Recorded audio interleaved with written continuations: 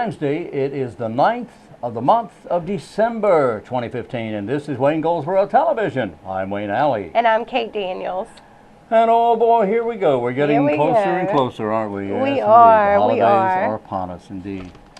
And there's so many things going on right now, and gee whiz, we had the church tour last weekend. Yes. We had, of course, all the Christmas parades around the area. Right. This is a wonderful time of year, and we hope you're able to enjoy them. And we hope come the time that is important that you're where you want to be, that it would be, in most cases, I hope, with family and friends during the holiday season. That's right. All righty. A quick reminder again, and we missed this yesterday. I want to mention again very quickly the horse-drawn trolley rides that are free during the month of December every Tuesday evening. The next one's coming up next Tuesday, the 15th, in downtown Goldsboro. Now, I've been on these trolley rides, and these are just fantastic. These two gigantic Belgian draft horses with their cadence of hoof beats trolling the streets of downtown Goldsboro as the cadence rocks off echoing off the sides of the buildings in downtown Goldsboro. It's just fantastic. Listen to that, folks. Can we get a round of applause? I would have said they really are pretty. But it really is like you've stepped back in time. It is a wonderful tradition, and thank you to downtown Goldsboro for bringing this into downtown. I mean, these are free horse-drawn trolley rides. Grab a friend, grab a date, grab your family, and be a part of it. You've got 2 Tuesdays left. Again, the 15th and the 22nd, and they're running from 6 o'clock to 8 o'clock. Yeah. You can do some great shopping beforehand. You can go to dinner downtown. You can really make a special evening out of it. Yeah, make it a big evening because some of the shops are open downtown at night during December. The city's all lit up. Oh, it's beautiful down there. It's beautiful. It is beautiful. And then we've got another holiday event coming up this Friday and Saturday is Jingle in the Park. So Parks and Recreation, kudos. It's going to be at Herman Park Center. They're going to have all kinds of stuff. I know. I'm hearing that Santa Claus is going to be there. No, I'm also hearing there's going to be ice skating. Really? S'mores, candy cane hunts. Hold on. Outdoor movies. The list goes on and on. Whoa. It's going to be a wonderful event this Friday and Saturday from 4 to 8 p.m. Wow. So whether you go for a little bit or the whole time, there's going to be a lot going on. Wow. It is wild. Yeah. Very good. So the 11th and 12th. That's this Friday and Saturday. Okay. December 17th. Yes. Is a special day for 2 reasons. Number one, it's the Winter Open House.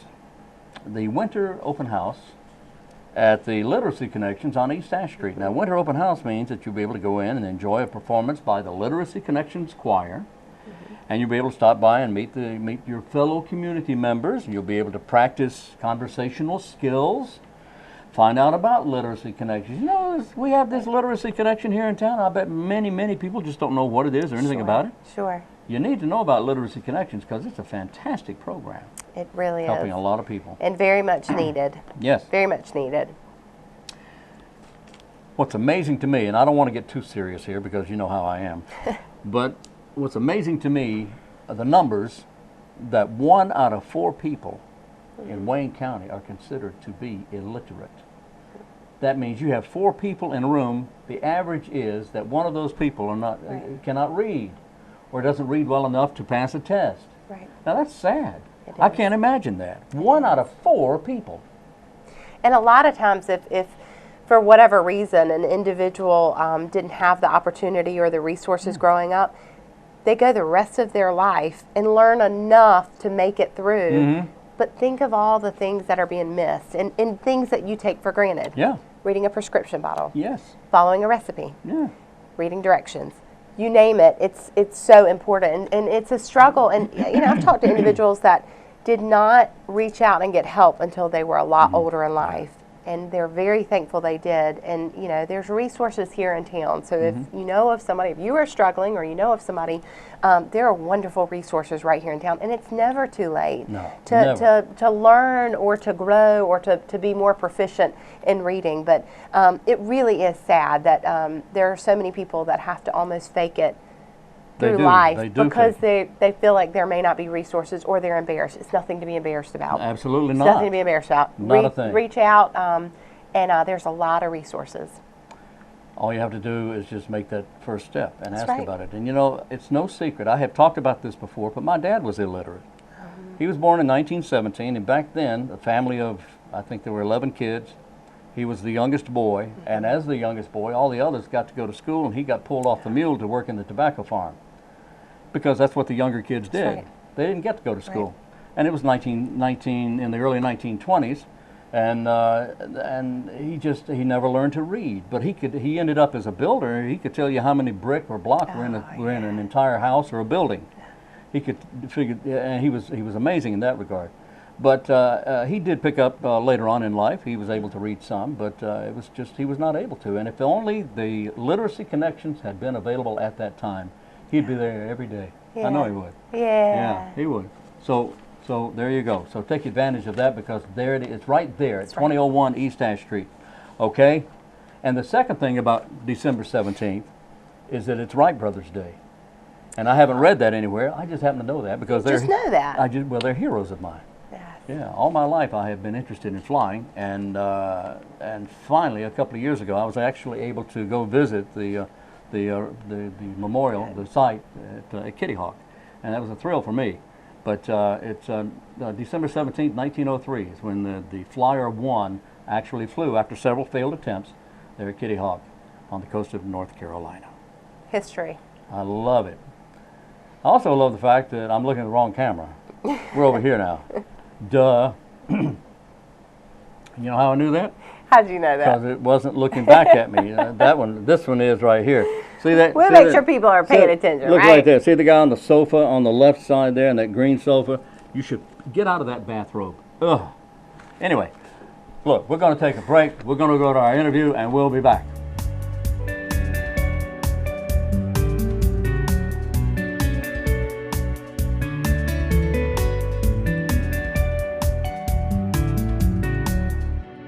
Our guest in the studio today from Seymour Johnson Air Force Base is Senior Airman Nancy Gonzales. And how are you doing? I'm good, sir. Thank you for having me. Well, thank you for being here. I appreciate so much your Pleasure. coming in. How long have you been in the Air Force?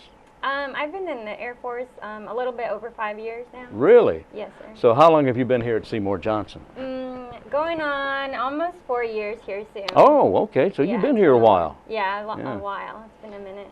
And what do you do at Seymour Johnson? My title, I'm the alternate ComSec manager for the 4th Communication Squadron. Okay. And we just handle, receive, and store cryptographic codes for the base. So Really? yeah, whatever communications we have on base, they have to be protected to a certain degree. So we Understood. just provide the cryptographic codes that encrypt whether it's radios or aircraft codes or code books even. We just provide those and make sure they're they're handled properly by every agency. That sounds really interesting. Do you enjoy doing that? Oh yeah, I think I got very lucky because coming into the Air Force, I came in not knowing what kind of job I was gonna get, and I ended up getting a job that I love and enjoy, and I feel like it matches my personality very well because it's very detail oriented. Did you have any idea that this would be where you were going, or did they say, hey, I know what you'd be good at. You'd be good at blah, blah, blah, blah, blah? Well, you know, initially you take your ASVAB and they kind of gauge what kind of your strengths and your weaknesses are. Right. But not really. I didn't envision myself in a cyber career field, but it worked out. And Well, this has got to be very timely because we're in such a cyber world now. Yeah, it's just absolutely. everything is all computers and technology and everything like that. Yeah, and I think I'm very lucky because I'm seeing all these changes, and being in the Air Force, you see a different side, you know, the military aspect of it and how that's progressing. So what inspired you to join the Air Force? Well, after I graduated high school, I went directly to college. I went in California, that's where, where I'm from, and I just wasn't feeling very fulfilled. I felt kind of bored of school, and I wanted to do something different. And I believe that in order for you to grow as a person, you have to do things that are out of your comfort zone.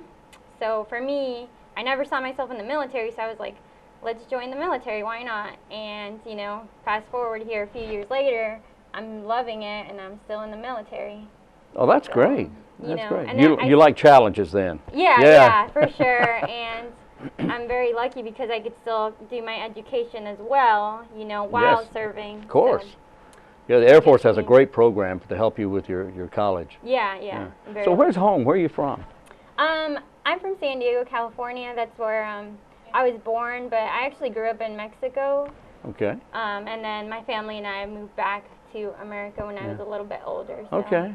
you know, that's another reason I wanted to serve, is because being immigrants to this country, I really wanted to give back to a country that gave my family so many opportunities that I would have never had, you know, growing up in Mexico. Oh, that's wonderful. Yeah. That's wonderful. So, what do you like to do when you're not cryptogramming or whatever you call it? Yeah.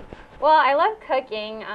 You know, growing up in a very Mexican traditional household. Oh, wow. My mom taught me how to cook. So Really? I love cooking. I love spending time with my friends, just hanging out, watching movies. Yeah. I like listening to music. What kind of music you like? I like classical 60s rock. Ooh! Yeah. Fantastic. Yeah, my dad was really into like CCR, the Eagles. Creedence Clearwater. Yeah. CC and the Eagles, The Doors. So growing Jim like, Morrison, yeah. my dad grew up listening to that, so I kind of like caught on. But I Well, like let me say your everything. dad has superb taste in music. Yeah, he does. I agree. And anything these days. I mean, I like rap, hip hop, pop. I like electronic music. So as long as it has a good beat, I'm down. So with you're it. very versatile as far as your likes of yeah. music. Yeah, I'll go along with that. I like a little bit of symphonic or classical music and the everything. And even right a little now, even a little especially rap. Yeah. Some Christmas music to put you in the mood. Oh yeah. For the season. Yes.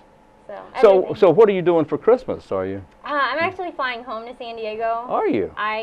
I deployed this year, so I haven't seen my family in over a year. So I'm so excited to see them. I'll bet you are. How large is your family? You have brothers and sisters? Yeah, I am. My mom and dad, they're together, and I have an older brother and a younger sister. So it's a good little family. Do you see? Are they looking at perhaps going into the military? I don't think so. I think they each have their own thing going right now. My sister's in college. And my brother, he's a manager at In-N-Out Burger. Sure. And he's also in a band. He plays the upright bass in a... Really? The double bass, huh? Yeah. Boom, boom, boom, boom. Yeah, he's really I love good. that. Yeah. So every time we go home, you know, I hang out with him and watch him play, go to his concerts and stuff. Oh, that's great. That's great. Well, so where does Senior Airman Nancy Gonzales see herself 5 or even 10 years from now? What would you want to be or do? I see myself still in the military because I love my job, I love my coworkers, I like Seymour Johnson. The military has been very good to me, so I plan to stay in, hopefully retire, but you know. So you're going to put in your 20 years then? Yeah. I hope more. so. Or more, hopefully. Any ambitions to become an officer perhaps? You know, I've thought about it, but I don't think so. I really like the technical aspect of my job, and if I were to cross over to officer, I would be more managing stuff, and I like the technical computer, you know, cryptographic aspect of my job, so I plan to stay enlisted and well, I do believe that the Air Force is very fortunate to have you as a member, and we're very fortunate to have Senior Airman Nancy Gonzales with us here in Wayne County, and thank you for being with us today. Thank you so much. Thank you. Good luck to you. Thank you.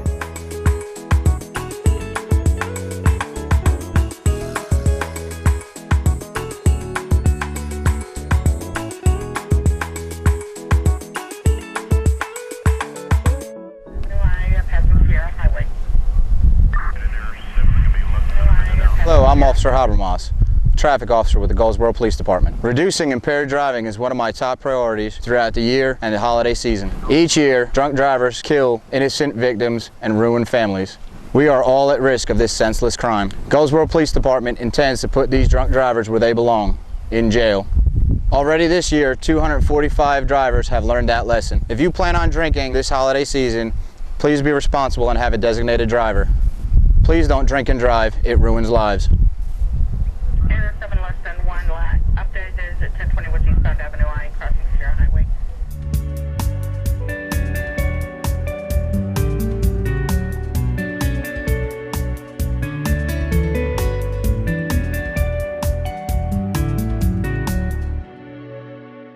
Our guest today is Davin Madden, Health Director for Wayne County, and I appreciate you being here. How you doing? Doing great, Wayne. It's always a pleasure, as Pleasure's usual. mine. Merry Christmas to you. Merry Christmas to you as well. Speaking of the holidays, we just came through Thanksgiving, and we're on our way to Christmas and other holidays, as a matter of fact. New Year's, of course, other things popping up here, and people are going to be indulging. This is the time we all get together around the dinner table, I hope, family and friends, and we just indulge. It's a good time for fellowship. There's a lot of getting together, a lot of traveling. That's right. A lot of family visiting from out of state and out of town. Yeah. And it's a busy time of year. It's a good time of year, but it's a busy time of year. And we have to be careful as we overindulge, because some people will be eating dinner here and then going somewhere else and having dinner there, or lunch and dinner in several different places during the course of the holidays. Everybody becomes hobbits during the Christmas season. You got first breakfast, second breakfast, That's third breakfast. I kind of like that. And then you But got to have second lunch. it's easy to overdo it. So Easy. how do we control it? What does proper proportion mean? And what do we do this time of year to help protect our weight gain, which is going to happen? What do we do? Well, the first thing is be conscious about it. I mean, that's step one. Be aware of it. It's just be conscious that, this is going to be the season where people are going to be traveling. They're going to be indulging with friends and family. They're going to be going to church functions, community functions, they're going to family functions, etc. Everyone's going to be cooking and prepping dishes, buying food, making desserts. Be conscious. So be conscious. Most of the time I'm unconscious, but that's another story. That's right. So you definitely want to be conscious in this. Conscientious, conscious, aware. The main thing is also, when it comes to portion size, is to know basically that when you sit down, one plate, and that's a plate of moderation, is key for just healthy eating during the holidays. You can really eat what you want to eat.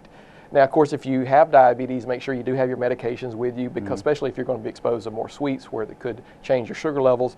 But some of those things are a little bit more in the preparation side, and just to be aware of that. But portion size is 4 to 6 ounces of meat, vegetables, but it's kind of hard to really lay down a good a guideline for people indulging in the holiday festivities, because a lot of the foods are going to be something you don't eat year-round. So it's not going to just be vegetables or some fruits and just some meats. You're going to have green bean casserole and potato salad and dressing.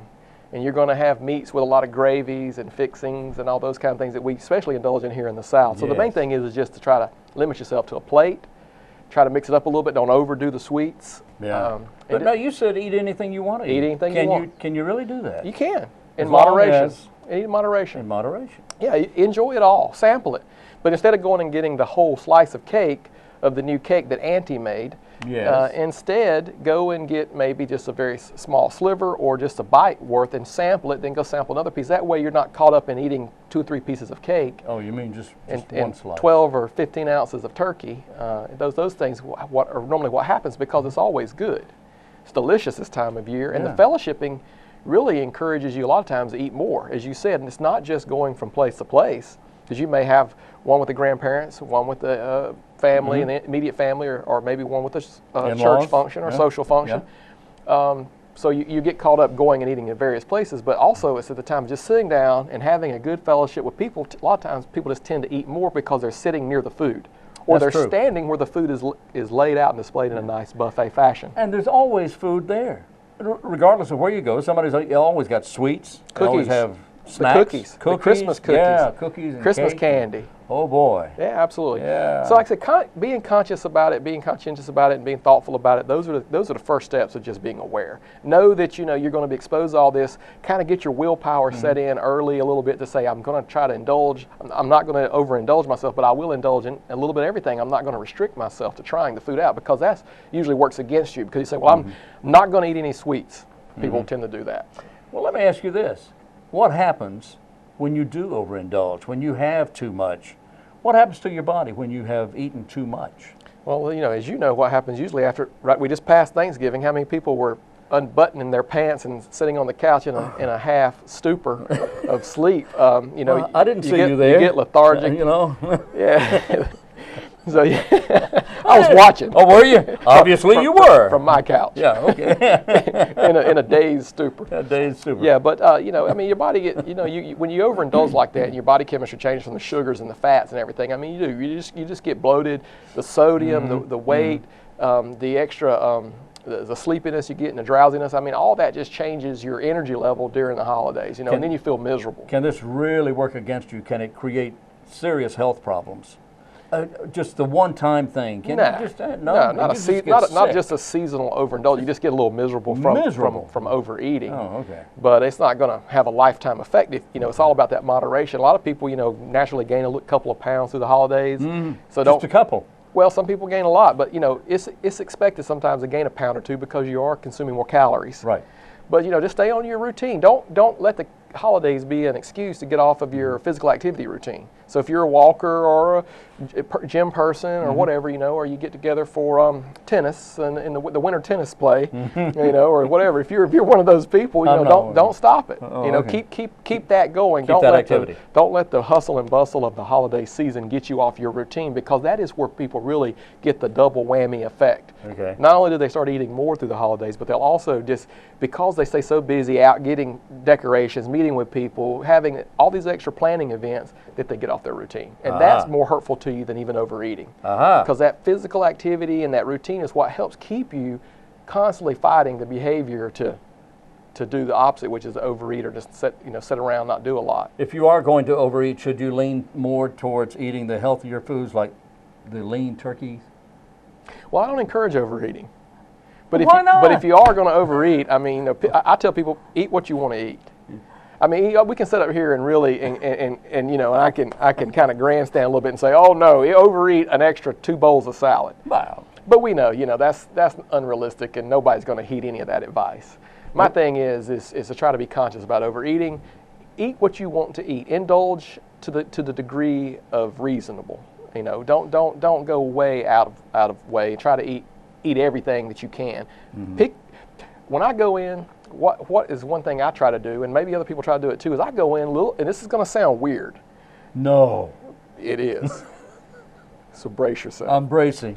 But I go in with a little bit of, first thing I do is when I go in and see the foods, I do a little planning, pre-planning on what I'm going to eat. Do you write it down or just have it? Just kind of mental note. No, okay. I look and see all the different foods. There might be 8 to 10 sides. There's going to be 6 to 12 desserts, 2 or 3 meats. And then there's going to be the snacking stuff, like the cookies and the crackers and cheese and all the extra things. And I kind of go through and do a little pre-plan. I'm like, all right, well, you know, if that looks delicious, and I know this person makes an excellent dish, it's a good recipe they do every year, those things like that. And I kind of get in my mind that I'm going to eat this, this, and this. And then when I go up there, that's all I get. And I don't experiment on everything. I say, well, maybe next year I'll try something different. And that way I get to try what I want, what I enjoy, but at the same time I don't walk away with a tray of food that weighs 3 pounds and try to put it all in me. Okay, so a portion, a proper proportion of, say, turkey or a meat is about 4 ounces. about 4 ounces. And what about Now people are going to eat more than that, because the average person probably puts 10 ounces on their plate. Oh, do they? Yeah. Of a portion of meat. Of meat. Yeah, the ham. How you put the ham and the turkey, or the salmon, or the chicken up there, or the rotisserie, you're going to have twice that. But like I said, it's okay if it's not becomes the new behavior. Okay. Enjoy the holidays. Enjoy the holidays. Don't be stressed out about it. Okay. Just use common sense. Don't try to eat it all. It's not a race. It's not a competition. Okay. Don't try to eat it all. Don't. I've seen you, Wayne. I've seen you. No. Okay. Was that you? Yeah. All right. Thank you very much. Thank you, Davin Wayne. Madden, behave for your around the meal. All right? Use common sense. Use common sense, proper proportion. That's right. Very Stay good. healthy through the holidays. Thank you.